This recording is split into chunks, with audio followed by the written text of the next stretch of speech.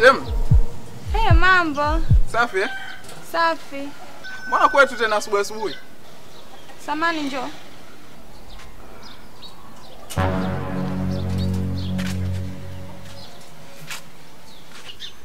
Naam Shem. Yaani nimegonga muda mrefu yani mpaka nimekata tamaa nataka kuondoka shemeji. Kwani akukwambia kama leo hayupo anaenda kazini? Kazini? Mimi jana nilivyoongea naye aliniambia leo ni siku yake ya kupumzika na ndio maana nimekuja ili tupate kuenjoy. Basi atakuwa amejisahau amechanganya na faili. Leo anaenda kazini tena kazini kwake yenyewe alipoenda ni hapo tu ameenda kujenga leo. Ila sio swala, acha mimi niende nikamuite mradi mje mmalizane. Hamna shida, acha niondoke tu shemeji yangu, sijali. Usiondoke bwana, subiri namuita tu ni hapo tu karibu.